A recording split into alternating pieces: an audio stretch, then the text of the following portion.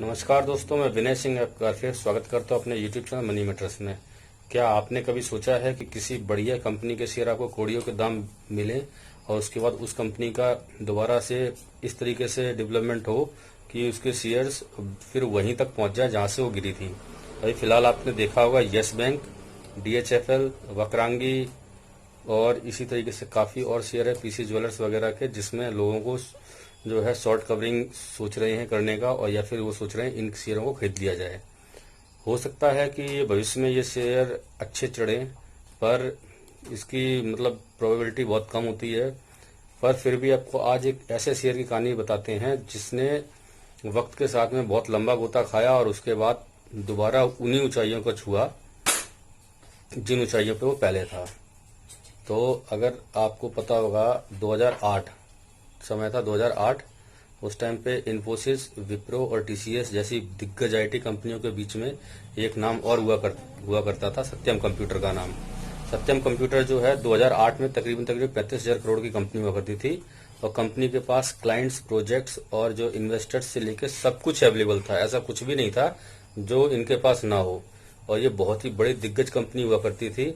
और इसमें बड़े बड़े सॉफ्टवेयर इंजीनियर थे, मतलब इनका काम इतना अच्छा चलता था कि ये इन्फोसिस और TCS के साथ में खड़ी होती थी कंपनी कभी।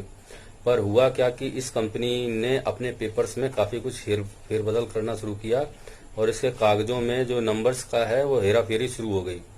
और इन्होंने जिसकी वजह से इसको टैक्स थोड़ा कम भरना पड़ता था, और पूरे साल के खर्चों में ये कमी दिखाते थे, बैलेंस शीट में प्रॉफिट दिखाते थे, जिससे शेयर्स की इनकी कीमत बढ़ सके।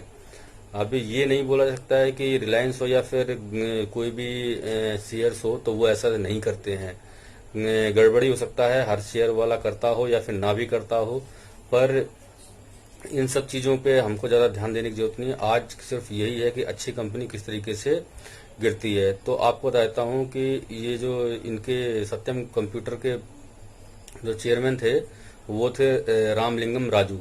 तो जो राजू साहब थे, इन्होंने करा क्या कि फिगरों बैलेंस शीट में सेल्स का फिगर ज्यादा बढ़ा के दिखाया और खर्चों को कम करना शुरू कर दिया। लेकिन वो एक आध साल नहीं, ये चीज उन्होंने 6-7 साल से कर रहे थे। और जनवरी 2008 की बात है, जब शेयर सत्यम का शेयर जो था 550 रुपए के भाव पे मार्केट में था। और इसी टाइम पे सत्य वो जो क्या बोलते हैं 2008 में ही लगभग मतलब मार्केट में क्राइसिस आई थी, और उस टाइम पे मार्केट जो है गिरना शुरू हो गए थे। और जब ये मार्केट गिरना शुरू हुआ उसी टाइम पे एक अफवाह फैली थी मार्केट में कि सत्यम ने जो है अपनी बैलेंस शीट के साथ गड़बड़ किया है। और वो शेयर जैसे तरीके से अभी आपको पता होगा इंडियाबुल हाउसिंग फाइनेंस के ऊपर भी सुब्रमण्यम स्वामी साहब ने भी एक ब्लेम लगाया था कुछ इसी तरीके का, जिसकी वजह से इसका शेयर्स जो है 650-700 से एकदम 450 के आसपास आ गया था। ठीक वही काम हुआ था उस टाइम पे सत्यम के साथ में। जब ये अफवाह मार्केट में आई तो सत्यम के शेयर जो है बहुत तेजी से गिरने लगे, और 2009 आते आते जो है इसकी जो शेयर की कीमत थी वो 180 रुपए हो गई। और जब ये सेबी ने भी इसकी जो है ये सब देखा कि नहीं भाई किस तरीके से इतना तेजी से गिरा, तो उन्होंने करा क्या कि इनके ऑफिस में छापा मारा, छापे मार के सारे कागज जब्त किए। और जब इनकी जो जांच पड़ताल कागजों की गई तो बिल्कुल सही पाया गया कि रामलिंगम राजू ने अपने पेपरों में गड़बड़ किया था। और इसके बाद हुआ क्या कि एकदम से जब ये पूरा मतलब स्कैम ही सामने आ गया, तो सत्यम स्कैम्स के नाम से ये आपको काफी कुछ यूट्यूब में भी काफी इसके ऊपर वीडियो मिल जाएंगे। तो उन्होंने करा क्या कि 180 रुपए का शेयर ये मात्र 6 रुपए का रह गया था। और क्योंकि जैसे ये गिरना शुरू हुआ था तो लोगों ने कुछ मतलब इतना बुरी तरीके से उसको सेल करना शुरू कर दिया, और घोटाला उजागर होने के बाद तो बुरी तरीके से इसमें सेलिंग आई। और ये इतना हो गया कि अब होता क्या है कि अगर कोई मार्केट में शेयर बेच रहा है तो कोई ना कोई तो उसको खरीद रहा है।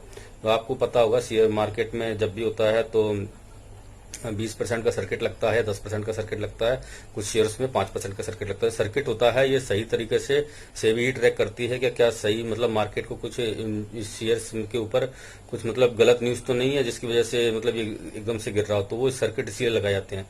पर ये सर्किट पे सर्किट मार के गिरना शुरू हो गया, और इसके बाद इस कंपनी को मतलब बिल्कुल था कि कोई तो खरीद रहा था। तो खरीदने वाला कौन था? वो खरीदने वाला काफी दिनों बाद खुलासा हुआ था कि ये टेक महिंद्रा सत्यम के शेयर को जब 80 रुपए का था तब से इन्होंने इसको खरीदना शुरू कर दिया था। और ये कंटिन्यू इसके शेयर्स को खरीदते खरीदते गए, इन्होंने 6 रुपए पे भी खरीदा। और उसके बाद इसने मतलब इतना खरीद लिया इसको कि आप ये समझ लीजिए कि 6 रुपए से ये बढ़ के लगभग टेक महिंद्रा का जब नाम इसमें आ गया कि टेक महिंद्रा इसको परचेज कर रहा है, जैसे कि अभी राज वो क्या बोलते हैं पुंज लॉयड के मामले में आया था, रिलायंस उसको खरीदने वाला है, तो वो भी काफी गिरने के बाद 1-1.5 रुपए का शेयर्स जो है 2.5-3 रुपए की चाल दिखाई थी। 1-1.5 रुपए का अगर शेयर्स 2.5-3 की चाल दिखाता है तो मतलब है कि डबल हो गया है। तो लगभग यही काम इसमें हुआ था। टेक महिंद्रा का नाम आते ही इसमें जो है इसका शेयर्स का रेट हो गया 55 रुपए, और 55 रुपए आया तो इसको और भी ज्यादा खरीदना टेक महिंद्रा ने शुरू कर दिया। और करीबन 1 साल जो पहले जो कंपनी करीबन 35,000 करोड़ रुपए की थी, और वो पूरी तरीके से जो है इस पे मालिकाना हक आ गया टेक महिंद्रा का। इसने इसकी कंपनी को मात्र 2500 करोड़ रुपए में खरीद ली पूरी कंपनी लगभग।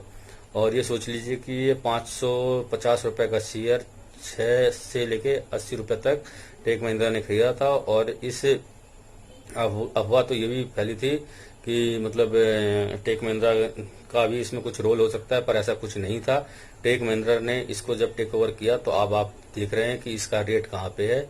अब इस टाइम पे इसका नाम जो है क्या बोलते हैं चेंज हो गया है, और महिंद्रा सत्यम के नाम से ये टेक महिंद्रा के नाम से शायद चल रही है। और इस टाइम पे जो है जिसने इसको इतने गिरे हुए रेट पे खरीदा, मतलब 6 रुपए के आसपास, 6 से 10 रुपए में इसमें जो बने रहे या फिर जिन्होंने इस पे विश्वास किया, तो आज फिर वो प्रॉफिट में बैठे हुए हैं।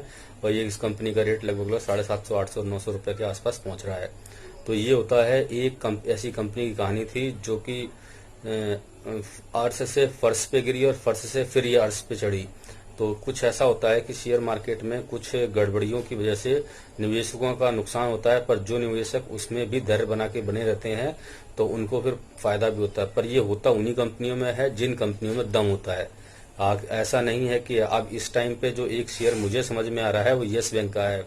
इस यस बैंक के शेयर्स को अगर जिसने इस मंदी पे बनाए रखा या फिर इस मंदी में उसने इसको एवरेज किया या कंटिन्यू खरीदा, तो वो आगे चल के फायदे का सौदा उसके लिए साबित होगा, ऐसा मेरा मानना है। कि ठीक है, यस बैंक का भी जो है काम क्या बोलते हैं सत्यम कंप्यूटर की तरह ही होगा। बाकी अगर आपको ये स्टोरी अच्छी लगी हो तो प्लीज़ लाइक शेयर करके मोटिवेट जरूर करिएगा। और अगर अभी तक आपने चैनल सब्सक्राइब नहीं किया तो चैनल को प्लीज़ सब्सक्राइब कर लीजिए, ताकि इसी तरीके से वीडियो मैं बनाता रहूँ आपके लिए। वीडियो को अंत तक देखने के लिए आप सभी लोगों का धन्यवाद।